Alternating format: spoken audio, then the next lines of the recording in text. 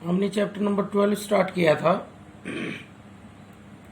अब उसमें हम स्टार्ट कर रहे हैं exercise 12.1।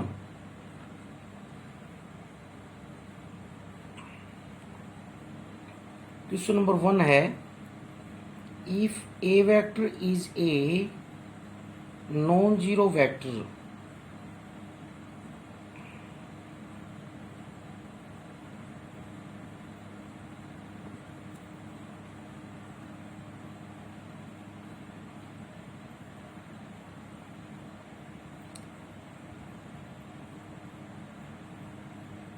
find a scalar k such that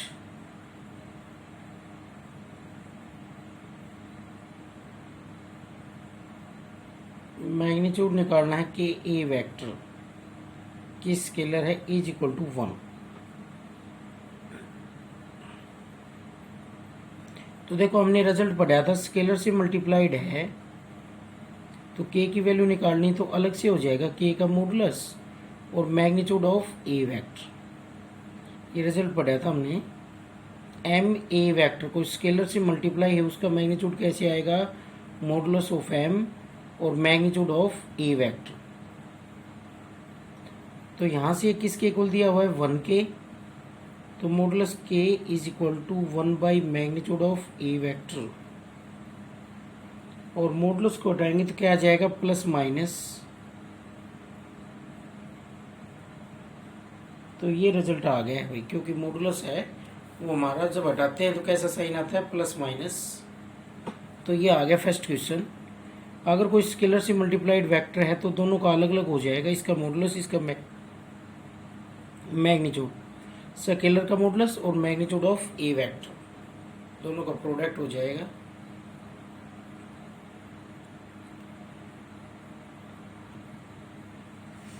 तो फर्स्ट पार्ट है क्वेश्चन नंबर 2 में, if A vector is equal to B vector is it true that magnitude of A vector is equal to magnitude of B vector.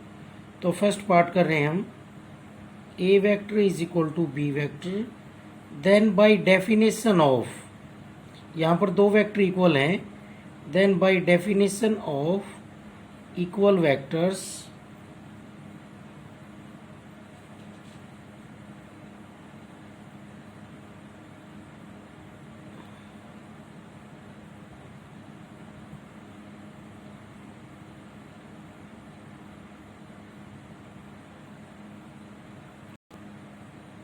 Bye definition of equality of two vectors, अगर दो vector आपस में equal हैं तो उनका magnitude भी equal होगा।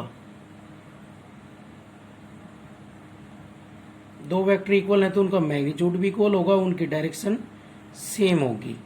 Bye definition of equality of two vectors, दो वेक्टर अगर इक्वल हैं तो उनका मैग्नीट्यूड भी इक्वल होगा, उनकी डायरेक्शन सेम होगी। तो यहाँ से हम लिख सकते हैं कि दोनों वेक्टर इक्वल हैं तो उनका मैग्नीट्यूड भी इक्वल होगा। तो फर्स्ट वाला क्या है, ट्रू है भाई। सेकेंड है, if magnitude of A vector is equal to magnitude of B vector,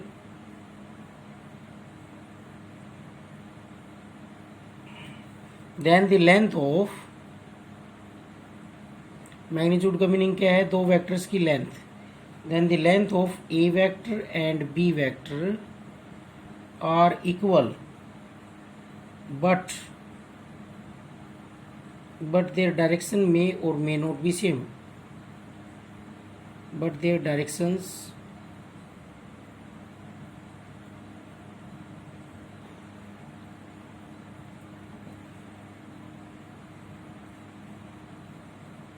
may not be the same।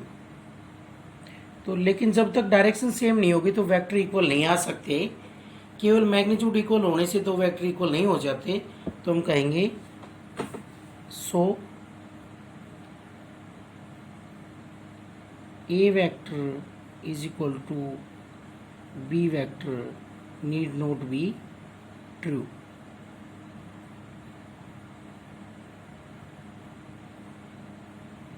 तो ये रिजल्ट क्या आ गया है, ट्रू नहीं है भाई, not true.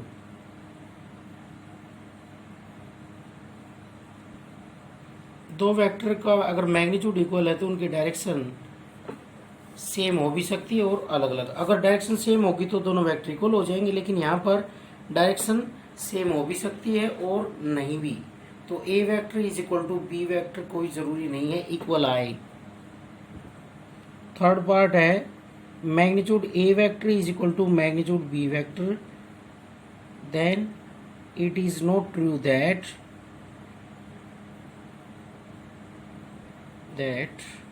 a vector is equal to plus minus b vector. इसका मीनिंग है कि दो वेक्टर्स का मैग्नीट्यूड इक्वल हो तो क्या वो vector a vector is equal to b vector और a vector is equal to minus b vector, ये कोई ज़रूरी नहीं है। उसकी डायरेक्शन डिफरेंट भी हो सकती है। यहाँ पर डायरेक्शन क्या है, सेम, यहाँ पर डायरेक्शन अपोजिट। तो दो वेक्टर्स का अगर मैग्नीट्यूड इक्वल है तो ज़रूरी नहीं वो दोनों वेक्टर इक्वल हों या फिर एक वेक्टर दूसरे का नेगेटिव हो, वो अलग अलग डायरेक्शन में भी हो सकते हैं। तो ये रिजल्ट ट्रू होना ज़रूरी नहीं है, तो it is not true. Question number 3 है prove that negative of negative a vector is equal to A vector.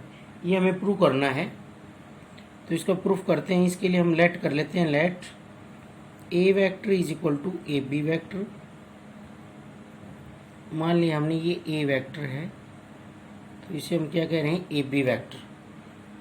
तो बाय डेफिनेशन माइनस से मल्टीप्लाई करेंगे तो क्या बन जाएगा, minus a vector is equal to minus A B vector. और minus A B vector क्या होता है, बी ए वेक्टर। तो माइनस ए वेक्टर क्या आ जाएगा, माइनस से अगर किसी वेक्टर को मल्टीप्लाई करते हैं उसकी डायरेक्शन है तो डायरेक्शन क्या हो जाती है, माइनस हटाएंगे तो डायरेक्शन अपोजिट हो जाती है। नेगेटिव ऑफ वेक्टर की डेफिनेशन है डायरेक्शन अपोजिट हो जाती है। ए बी वेक्टर है तो उसके माइनस लगाने से क्या बन जाएगा, B A vector. Negative of A vector हमने डिफाइन किया था। फिर इसके एक बार और माइनस से मल्टीप्लाई करेंगे तो क्या बनेगा, यहाँ से हमारे पास माइनस बी ए वेक्टर और माइनस बी ए वेक्टर फिर से वही डायरेक्शन ए बी आ जाएगी, अपोजिट डायरेक्शन बी ए के माइनस लग गया तो ए बी वेक्टर बन गया। और ए बी वेक्टर किसके इक्वल है, ए वेक्टर के।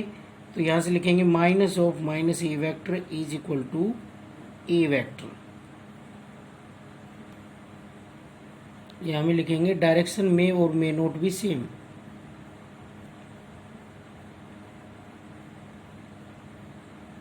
दो वेक्टर्स का मैग्नीट्यूड इक्वल था तो डायरेक्शन नहीं पता भाई सेम हो या फिर अलग अलग हो। नेक्स्ट क्वेश्चन नंबर 4 कर रहे हैं हम। A B C D is a parallelogram if A B vector is equal to A vector, B C vector is equal to B vector, then show that A C vector is equal to A vector plus B vector. तो हमें ये given है A B C D is a parallelogram, तो हम एक parallelogram बनाएंगे A B C D. ये parallelogram हो गया। अब according to question A B vector दिया हुआ है इसमें ए वेक्टर और बी सी वेक्टर दिया हुआ है b vector.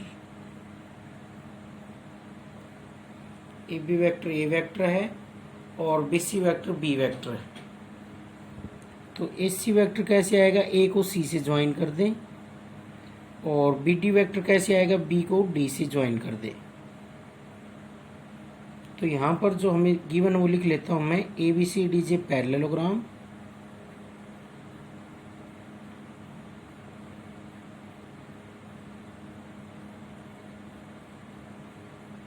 A B vector is equal to A vector, B C vector is equal to B vector.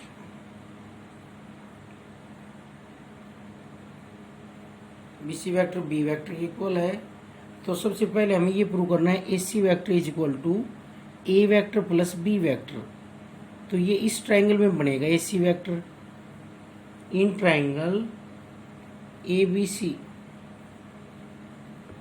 A C vector किसके equal होगा, A B vector plus B C vector. By triangle of vector addition दोनों का order same है, इस order में जा रहे हैं हम दोनों वेक्टर्स को लेकर, ए से बी गई बी से सी गई। तो by triangle of vector addition अगर दो वेक्टर्स ट्रायंगल की टू साइड्स के अलोंग हैं, दो साइड्स को हमने दो वेक्टर से रिप्रेजेंट कर रखा है taken in the same order, then the third side of this triangle represents the sum of these two vectors in the opposite order. Opposite order में इन दोनों को ऑर्डर ये जा रहा था तो by triangle of vector addition, ये हमने लिखा है ट्रायंगल ऑफ वेक्टर एडिशन।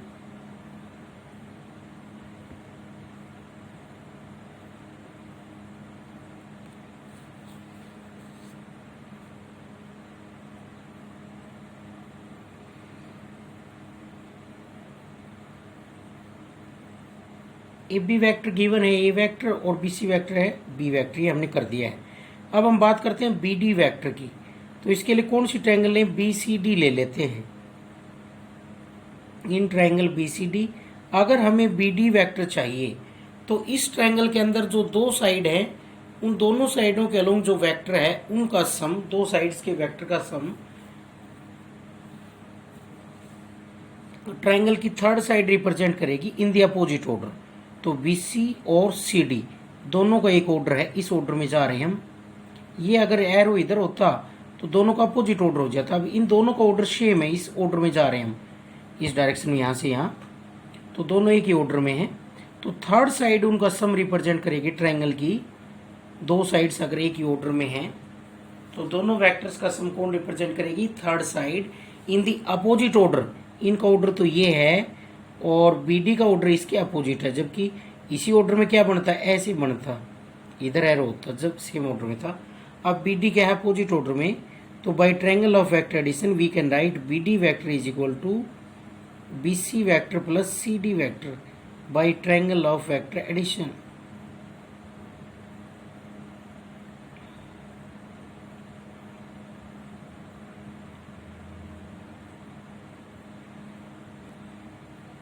तो बी सी वैक्टर की वैल्यू बी वैक्टर है और सी डी वैक्टर क्या है, किस डायरेक्शन में है, ये ए बी और A B is parallel to D C. Parallel है तो दोनों की डायरेक्शन सेम है, ए से बी और डी से सी, दोनों की डायरेक्शन सेम है क्योंकि दोनों लाइनें ए बी और डी सी पैरेलल हैं। और इनका मैग्नीट्यूड भी इक्वल है क्योंकि पैरेललोग्राम है। तो कोई वेक्टर है किन से मिलकर बनता है, उसमें दो चीजें होती हैं, मैग्नीट्यूड और डायरेक्शन। तो दोनों वेक्टर ए बी वेक्टर है वो डी सी वेक्टर इक्वल हो गया है। क्यों, क्योंकि ए बी की डायरेक्शन और डी सी की डायरेक्शन सेम है क्योंकि दोनों लाइनें पैरेलल हैं। तो दोनों पैरेलल हैं तो दोनों की डायरेक्शन क्या रहेगी, सेम, ए से बी और डी से सी। दोनों लाइन पैरेलल हैं तो डायरेक्शन सेम रहेगी। ऐसे ये दोनों लाइन पैरेलल है तो इनकी डायरेक्शन सेम है भाई। और दोनों साइड्स का जो लेंथ है वो इक्वल है क्योंकि पैरेललोग्राम है। तो ए बी किसके इक्वल होगा, डी सी के, because A B C D J parallelogram. और पैरेललोग्राम में तो अपोजिट साइड इक्वल होंगी और पैरेलल होंगी। तो अगर ये दोनों ए बी और डी सी इक्वल हैं, लेंथ इक्वल है, तो मैग्नीट्यूड इक्वल है और डायरेक्शन सेम है, तो क्या बन जाएंगे दोनों वेक्टर इक्वल वेक्टर। यही डेफिनेशन है इक्वल वेक्टर की। तो यहां से सी डी वेक्टर किसके इक्वल होगा, माइनस डी सी वैक्टर के। और डी सी वैक्टर किसके इक्वल है, क्योंकि अपोजिट डायरेक्शन है, सी डी की ये है और डी सी की ये है, डायरेक्शन का डिफरेंस है। डी सी वैक्टर किसके इक्वल है, यहाँ से मैग्नीट्यूड इक्वल है, डायरेक्शन सेम है, तो A B vector is equal to D C vector. तो यहाँ पर हम लिखेंगे ए बी वैक्टर। और ए बी वैक्टर कितना है, ए वैक्टर, तो ये वैल्यू हम यहाँ पुट कर देंगे, बी डी वैक्टर आ जाएगा B vector minus A vector. यही हमें प्रूव करना था इस क्वेश्चन में। तो इस तरीके से करेंगे। क्वेश्चन नंबर 5 है, if A vector is equal to A B vector and B vector is equal to B C vector और two adjacent sides of a regular hexagon A B C D F, find the vectors C D vector, D E vector, E F vector, F E vector और A E vector and CE vector in terms of A vector and B vector। तो regular hexagon है हमारे पास,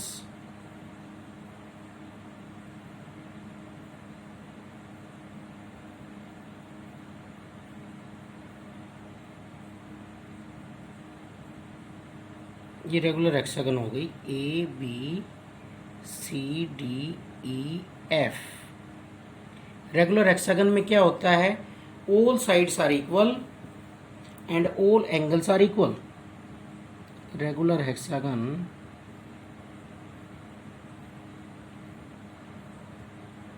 all sides are equal. Regular word लग गया तो 6 की 6 sides are equal and all angles are equal. तो इसकी हम कुछ प्रॉपर्टी बता देते हैं, वैसे इनका प्रूफ नहीं करना है, समझाने के लिए हम कुछ प्रॉपर्टी बता रहे हैं। क्या प्रॉपर्टी होगी, देखो जैसे मैं ए से सी को ज्वाइन करता हूं, यहां पर ए से डी को ज्वाइन करता हूं और ए से ई को ज्वाइन करता हूं,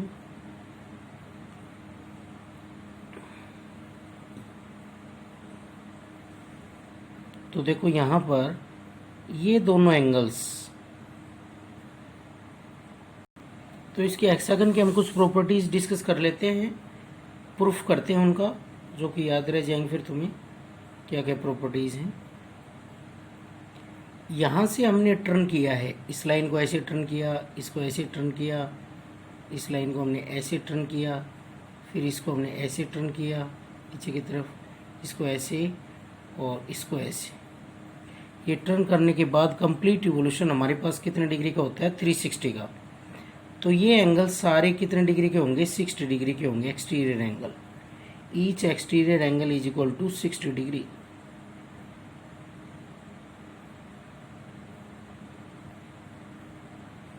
क्योंकि टोटल कंप्लीट इवोल्यूशन कितने डिग्री का होता है, 360 डिग्री का, और each angle is equal, so 360/6 कितना आ जाएगा, 60 डिग्री।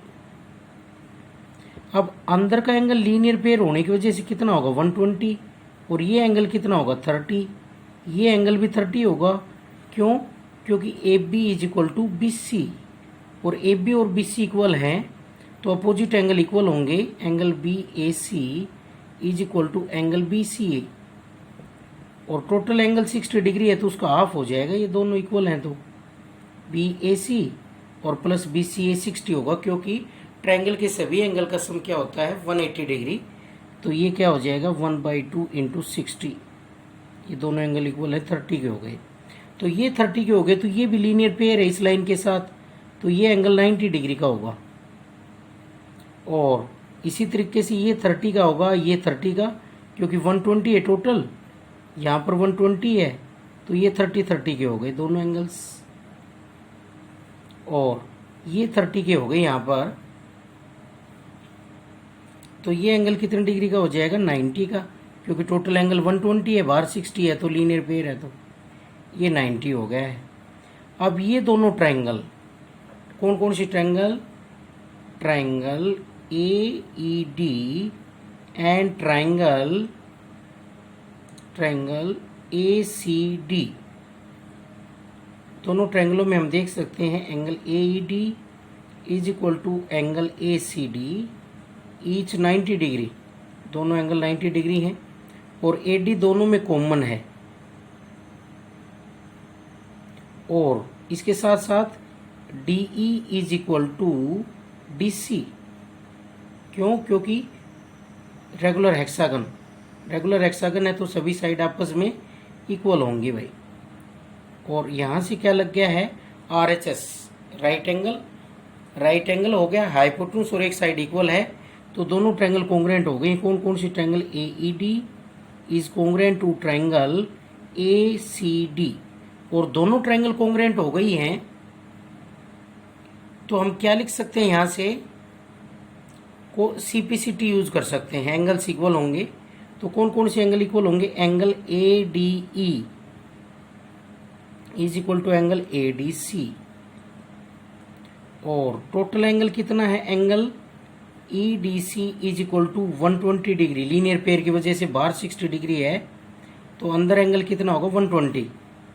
तो ई डी सी किस किस का सम है, angle A D E plus angle A D E plus angle A D C, दोनों का सम है, और ये दोनों आपस में इक्वल हैं, तो 2 times angle A D E is equal to 120, और यहाँ से एंगल ए डी ई क्या आ गया है, 60 डिग्री आ गया है। तो हमारे पास ये एंगल 60 डिग्री आ गया है, ये भी 60 और ये भी 60 आ गया। तो अब इस ट्रायंगल के हम साइड्स निकाल सकते हैं भाई, ए डी भी निकाल सकते हैं और ए सी भी निकाल सकते हैं, लेंथ की जरूरत पड़े तो। सी डी भी निकाल सकते हैं। सी डी की लेंथ मान लेता हूं मैं ए है। In triangle A D A C D, let C D is equal to A. C D की लेंथ ए है, तो हमें जरूरत है ए डी की भाई। तो ए डी कैसे निकालेंगे? A D upon C D. और देखो यहाँ से हम इसको बेस मान लेते हैं क्योंकि 60 डिग्री एंगल है ये बेस, और ये क्या हो जाएगा परपेंडिकुलर 90 है।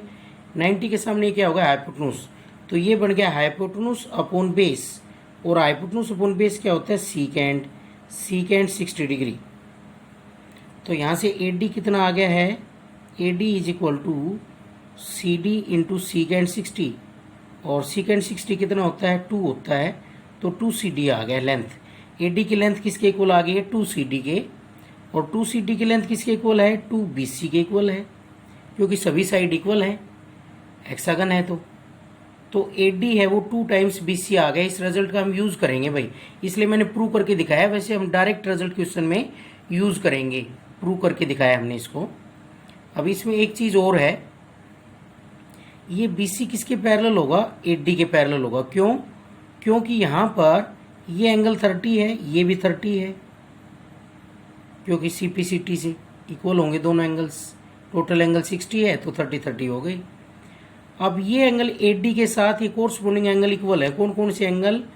D A B is equal to angle C B, और वाई मान लेता हूँ मैं दिस 60। तो ये दोनों इन लाइनों के कोरस्पोंडिंग एंगल हैं। तो कोरस्पोंडिंग एंगल अगर इक्वल हैं तो दोनों लाइन आपस में क्या होंगी? पैरेलल। तो A D is parallel to B C. हम इस रिजल्ट का यूज करेंगे भाई। ए डी जो डायगोनल है वो किसके पैरेलल होगा? साइड बी सी के, और ए डी आ गया 2 टाइम्स ऑफ बी सी। अब हम करते हैं क्वेश्चन नंबर 5। रिजल्ट यूज करेंगे, वो हमने प्रूव करके दिखाया है। प्रूव नहीं करना है, वैसे क्वेश्चन में हमने प्रूव करके दिखाया। इस रिजल्ट का हम यूज करेंगे भाई क्वेश्चंस में वैल्यू फाइंड आउट करने के लिए। तो इसमें हमें क्वेश्चन नंबर 5 में दिया हुआ है ए vector is equal to A B vector, B vector is equal to B C vector. 2 adjacent sides हैं रेगुलर हेक्सागन की।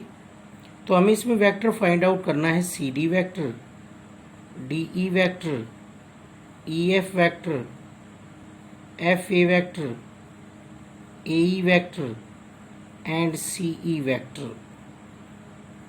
और हमने अभी अभी रिजल्ट प्रूव किया था A D is equal to 2 times B सी, सामने वाली साइड इस डायगोनल की ए डी के सामने बी सी, और A D is parallel to B C. इस रिजल्ट का हम यूज करेंगे, इसलिए हमने ऐसा किया था प्रूफ पीछे। इसका डायरेक्ट यूज कर लेंगे अब क्वेश्चन में। तो अब हम ये वैल्यूज फाइंड आउट करते हैं किसका यूज करके? Triangle of vector addition. सबसे पहले हम फाइंड आउट करते हैं A C. In triangle A B C, A C vector is equal to A B vector plus B C vector by triangle of vector addition. Triangle of vector addition, triangle of vector addition में क्या होता है? 2 sides का सम। वो कौन represent करता है? Triangle की थर्ड साइड। ट्रायंगल की 2 साइड्स के अलोंग जो वेक्टर्स हैं उनका सम कौन रिप्रेजेंट करता है? ट्रायंगल की third side in the opposite order. तो यहाँ से ए सी वैक्टर आ गया है। ए बी वैक्टर तो ए वैक्टर है, और बी सी वैक्टर है बी वैक्टर। और फिर हम फाइंड आउट करेंगे सी डी वैक्टर। तो इसके लिए अब हम लेंगे triangle A C D. In triangle A C D, triangle A C D में भी हम ट्रायंगल ऑफ वेक्टर एडिशन लगाएंगे। ट्रायंगल है तो 2 साइड्स का सम कौन रिप्रेजेंट करेगी? Third side vector. तो यहाँ से क्या लिखेंगे? A D vector is equal to A C vector plus C D vector. तो हमें ए सी वैक्टर तो मालूम है, इसमें A vector plus B vector. हमें सी डी वैक्टर नहीं पता, सी डी फाइंड आउट करना है। और ए डी भी मालूम है। कैसे? ए डी किसके इक्वल है? 2 टाइम्स बी सी। मैग्नीट्यूड तो डबल है, और A D is parallel to B C. It means direction दोनों की डायरेक्शन क्या होगी? सेम। डायरेक्शन सेम हो गई दोनों की, ए डी और बी सी की डायरेक्शन पैरेलल का मतलब सेम। और ये 2 टाइम्स है, तो मैग्नीट्यूड का भी पता चल गया और डायरेक्शन का भी। तो दोनों से वेक्टर इकट्ठा करेंगे तो क्या बनेगा? A D vector is equal to 2 times B C vector, क्योंकि इसका मैग्नीट्यूड 2 टाइम्स आ जाएगा और डायरेक्शन सेम है, तो दोनों वैक्टर इक्वल हो जाएगा। A D vector is equal to 2 times B C vector, क्योंकि वेक्टर बनने के लिए दोनों चीज़ों का होना चाहिए, तो मैग्नीट्यूड इनका 2 टाइम्स है तो 2 टाइम्स लिख दिया मैंने। डायरेक्शन सेम है तो ए डी वैक्टर किसके इक्वल होगा, 2 टाइम्स बी सी वैक्टर, क्योंकि दोनों वैक्टर्स का मैग्नीट्यूड इक्वल है, मैग्नीट्यूड लेंगे तो इक्वल आएगा, और डायरेक्शन दोनों की सेम है, पैरेलल है तो सेम है, तो ये यूज कर सकते हैं यहाँ से। और बी सी वैक्टर कितना है, बी वैक्टर, तो यहाँ पर ए डी वैक्टर आ गया 2 बी वैक्टर, और ए सी वैक्टर आया A vector plus B vector plus C D vector. इनको इधर ले जाएंगे तो ये वैल्यू आ गई है सी डी वैक्टर की, B vector minus A vector is equal to C D vector. तो ये हमने C D vector find out कर लिया। अब हम आगे फाइंड आउट करेंगे D E vector. D E vector ये है भाई, और देखो हेक्सागन है ये, तो सभी साइड आपस में इक्वल हैं। अगर डायरेक्शन सेम हो जाए तो वेक्टर्स इक्वल हो जाएंगे। तो डायरेक्शन की बात ऐसी है, यहाँ पर ये एंगल कितना है 60, ये एंगल कितना है 60, ये एंगल भी कितना है 60, तो कितना रोटेशन हो गया भाई, ये कितना हो गया, ये लाइन इधर ये लाइन इधर, तो 180 डिग्री हो गया, 60 60 180, तो दोनों लाइन आपस में क्या हो गई हैं, पैरेलल हो गई हैं, 180 डिग्री हो गया, पैरेलल हो गई है। ए बी अपोजिट साइड आपस में जो आमने सामने साइड है वो क्या होंगी, पैरेलल, और इक्वल तो सारी हैं ही, तो ए बी किसके पैरेलल होगा, डी के, और बी सी किसके पैरेलल होगा, ई एफ के, और सी डी किसके पैरेलल होगा, ए एफ के। जो सामने साइड है वो आपस में पैरेलल होती है रेगुलर हेक्सागन में, क्योंकि 180 डिग्री बनेगा एंगल। रोटेशन करके देखें तो ए बी लाइन से रोटेशन 60 डिग्री हुआ, फिर 60 हुआ, फिर 60 हुआ, तो कितना रोटेशन हुआ, 180। ए बी लाइन को 180 रोटेट करेंगे जब डी आर है, तो दोनों के बीच एंगल कितना है, 180 डिग्री, तो दोनों लाइन आपस में क्या हो गई है, पैरेलल। तो यहाँ से हम लिखेंगे A B parallel to D E, A B parallel to D E, और डायरेक्शन इनके अपोजिट है, ए बी इधर है और ई डी डी इधर है, तो डायरेक्शन अपोजिट है तो नेगेटिव साइन लग जाएगा। डी वैक्टर क्या आ जाएगा, माइनस ए बी वैक्टर, और माइनस ए बी वैक्टर कितना है, ए वैक्टर, ये डी वैक्टर आ गया। नेक्स्ट हम फाइंड आउट करेंगे ई एफ वैक्टर। तो ई एफ वैक्टर किस साइड के सामने है, देखो बी सी के सामने है, तो 60 60 120 180 180 डिग्री है इनके बीच एंगल, इन दोनों लाइनों के बीच में ये 180 डिग्री रोटेशन होने के बाद लाइन बनी है, तो ये आमने सामने दोनों साइड हैं तो आपस में क्या होंगी, पैरेलल रेगुलर हेक्सागन में। तो ई एफ वैक्टर क्या होगा, minus B C vector, direction opposite है, ई एफ की इधर है और बी सी की इधर है, तो बी सी की value minus B vector, E F भी आ गया। अगला हम निकाल रहे हैं एफ ए वैक्टर। तो एफ ए वैक्टर क्या होगा, किसके सामने है, डी सी के सामने, सी डी के, लेकिन अपोजिट डायरेक्शन है, तो एफ ए वैक्टर क्या होगा, minus D C vector, opposite direction की वजह से माइनस सी डी वैक्टर, और ये क्या होगा, सी डी वैक्टर कितना आया था हमारे पास, B vector minus A vector, minus से मल्टीप्लाई करेंगे तो ये ए वैक्टर माइनस बी वैक्टर, ये एफ ए वैक्टर आ गया। अगला हम निकालते हैं अब ए ई वैक्टर। तो ए ई वैक्टर हम कौन सी ट्रायंगल से निकाल लेंगे, ए डी ई से निकाल लेंगे। इन triangle A D E triangle के अंदर हम ए ई निकाल सकते हैं। कैसे निकालेंगे, ट्रायंगल की दो साइड्स का sum, A D vector plus D E vector is equal to A E vector by triangle of vector addition, by triangle of vector addition. Triangle की दो साइड्स का सम एक ही ऑर्डर में है दोनों साइड, तो कौन रिप्रेजेंट करेगी, third side in the opposite order. तो ए डी वैक्टर आया था हमारे पास 2b वैक्टर, और डी ई वैक्टर अभी निकाला था हमने माइनस ए वैक्टर, तो ये ए ई वैक्टर आ गया। देखो हेक्सागन के अंदर, रेगुलर हेक्सागन के अंदर जो सामने साइड है वो आपस में पैरेलल भी होती हैं और इक्वल तो सारी ही हैं, लेंथ तो सभी की इक्वल है, लेकिन पैरेलल होने की वजह से उनकी डायरेक्शन सेम हो जाएगी। तो ए बी किसके पैरेलल है, डी के, बी सी ई एफ के, और डी सी किसके पैरेलल है, एफ ए के, रेगुलर हेक्सागन में। तो ये प्रॉपर्टी हमने यूज की है। अब लास्ट हमें फाइंड आउट करना है सी ई वैक्टर। तो सी ई वैक्टर कौन सी ट्रायंगल में है, in triangle C D E, in triangle C D E. Triangle C D में देखेंगे हम C D plus D E, दो साइड्स का सम सेम ऑर्डर में कौन रिप्रेजेंट करेगा, ट्रायंगल की third side by triangle of vector addition. C E vector is equal to C D vector plus D E vector by triangle of vector addition.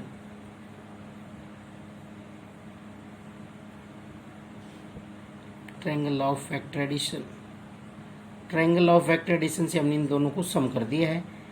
और सी D vector की value हमारे पास आ रही है b vector minus A vector, और D vector की value आ रही है minus A vector. तो दोनों ऐड होकर ये वैल्यू आ जाएगी B vector minus 2a vector. ये आ गया हमारे पास सी ई वैक्टर।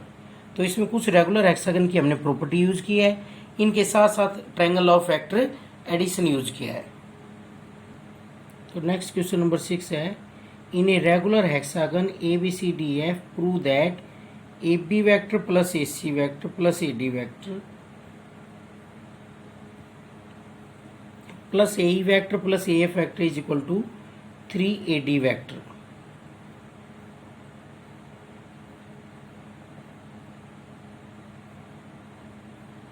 तो ये बना दिया हमने regular hexagon A B C D E F. A B vector, A C vector, ये वैक्टर्स हो जाएंगे, जिनकी जरूरत पड़ेगी वो बना लेंगे हम। और एक बात हो रही है ए डी वैक्टर की, कितना चाहिए, 3 टाइम्स ए डी वैक्टर। 1AD वैक्टर तो हमें नजर आ रहा है, कितने और बनाने हैं इसके साथ, 2AD वैक्टर और बनाने हैं। तो उनको हम बनाएंगे। रेगुलर हेक्सागन की प्रॉपर्टी क्या होती है, जो आमने सामने साइड होती हैं वो पैरेलल होती हैं भाई, और इक्वल सारी साइड होती हैं। पैरेलल क्यों होती है, क्योंकि 180 डिग्री एंगल बनता है। इस लाइन का टर्न 60 डिग्री, यहाँ से लाइन ऐसे मुड़ गई, 60 डिग्री का टर्न हुआ तो ये लाइन मुड़ गई, और फिर 60 डिग्री का टर्न हुआ तो ये लाइन मुड़ गई। टोटल कितना टर्न हुआ, 180 डिग्री हुआ। इस लाइन में और इस लाइन में टर्न कितना हुआ, 180 डिग्री। और 180 डिग्री के टर्न पर क्या बनती हैं लाइंस आपस में, पैरेलल, एक ही लाइन पर बन जाएंगी, पैरेलल हो गई है। और तो इसलिए आमने सामने जो साइड है वो क्या होती है, पैरेलल, और इक्वल तो सभी साइड है। ये कंसेप्ट हम इसमें रेगुलर हेक्सागन में यूज करेंगे। तो मैं इसकी लेफ्ट हैंड साइड लेके चलता हूँ, A B vector plus A C vector plus A D vector plus A E vector plus A F vector. अब 3AD वैक्टर चाहिए, 1AD वैक्टर तो आ चुका है, और AD के साइड में AE है, AE इसमें है भाई। AE के साथ AD बनाने के लिए क्या चाहिए, ED चाहिए भाई, ED चाहिए। तो ये ट्रायंगल में बन जाएगा। और ED वैक्टर किसके इक्वल है, B वैक्टर के, क्योंकि दोनों आपस में सेम डायरेक्शन है और आपस में इक्वल है। तो मैग्नीट्यूड इक्वल हो, डायरेक्शन सेम हो, तो वेक्टर इक्वल हो जाते हैं by definition of equal vectors. तो हम यहाँ पर इनको ऐसे लिखेंगे, A B vector plus A E vector, इसके साथ लिख लेते हैं, plus A D vector plus A C vector plus A F vector. ये ए एफ वैक्टर है भाई हमारा। और क्या है, ए सी वैक्टर, तो ए सी इसको ज्वाइन कर देंगे। तो देखो अलग अलग ट्रायंगल्स में ए बी वैक्टर किसके इक्वल है, ए बी वैक्टर किसके इक्वल है, रेगुलर हेक्सागन की प्रॉपर्टी के अकॉर्डिंग ई डी वैक्टर के इक्वल है, क्योंकि A B is equal to E D, दोनों का मैग्नीट्यूड इक्वल है और डायरेक्शन सेम है, आपस में दोनों पैरेलल होते हैं, तो डायरेक्शन सेम हो गई, ए से बी की तरफ और ई से डी की तरफ।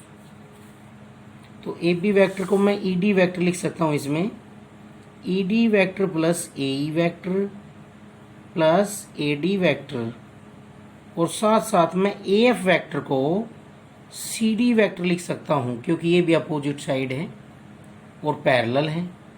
तो ये भी लिख लेता हूँ मैं, A F is equal to C D, सारी साइड तो इक्वल है ही हेक्सागन की, तो ये दोनों भी इक्वल होंगी, और साथ साथ ए एफ किसके पैरेलल है, डी सी के। तो इसलिए मैं ये लिख सकता हूँ A F vector is equal to C D vector. तो हम ए एफ वैक्टर की जगह यूज करेंगे सी डी वैक्टर। अब इन दोनों से देखो, in triangle A D E triangle के अंदर A E vector plus E D vector किसके इक्वल होगा? ट्रायंगल की दो साइड्स का सम। वेक्टर है ट्रायंगल की दो साइड्स के लॉन्ग, तो उन दोनों का सम थर्ड साइड रिप्रेजेंट करेगी इन द अपोजिट ऑर्डर।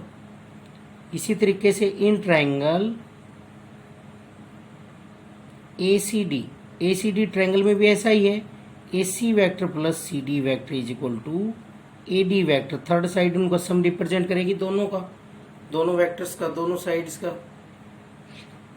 तो इन दोनों की जगह हम ए डी वैक्टर रख देंगे, तो क्या बनेगा? Left hand side is equal to A E vector plus E D vector और A D vector plus A C vector plus C D vector. तो इसकी वैल्यू हमारे पास ए डी आ गई है, इसकी भी ए डी आ गई। तो A D vector plus A D vector plus A D vector is equal to 3AD vector. ये प्रूव हो गया है भाई, 3AD वैक्टर। ये इसकी राइट हैंड साइड है। तो रेगुलर हेक्सागन में जो अपोजिट साइड होती हैं, आमने सामने जो साइड होती है वो पैरेलल भी होती हैं, इक्वल तो सारी ही होती हैं। पैरेलल और इक्वल हो गई तो डायरेक्शन सेम हो और मैग्नीट्यूड इक्वल हो तो दोनों वेक्टर आपस में इक्वल होते हैं। नेक्स्ट क्वेश्चन नंबर 7 है, prove that the sum of all vectors drawn from the centre of a regular octagon. Regular octagon के सेंटर से जो वेक्टर्स बनाए जाएंगे टू इट्स वर्टिसेस, उसके वर्टिसेस के साथ उन सभी का सम क्या होगा? 0 वेक्टर होगा। तो हम रेगुलर ऑक्टागन बना रहे हैं।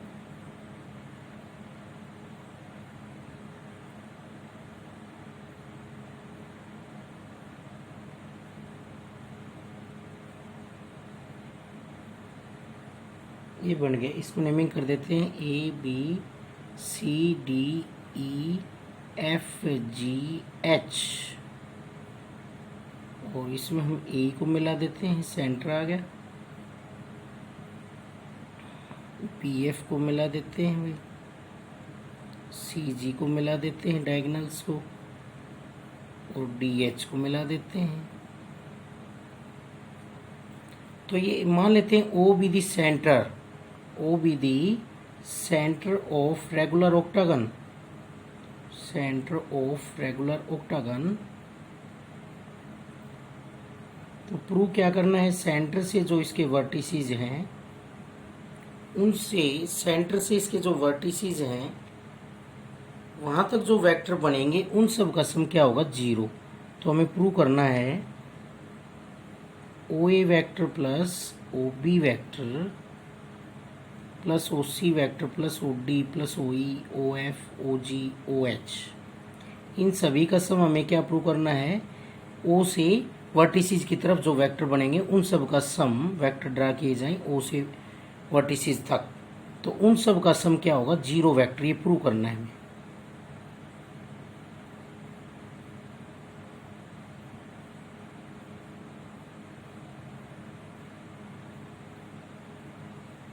तो इन सब का सम हमें 0 प्रूव करना है भाई, 0 वेक्टर। तो ये सेंटर है रेगुलर ऑक्टागन का, ये सभी ट्रायंगल, ये साइड आपस में सारी इक्वल है भाई, क्योंकि रेगुलर ऑक्टागन है।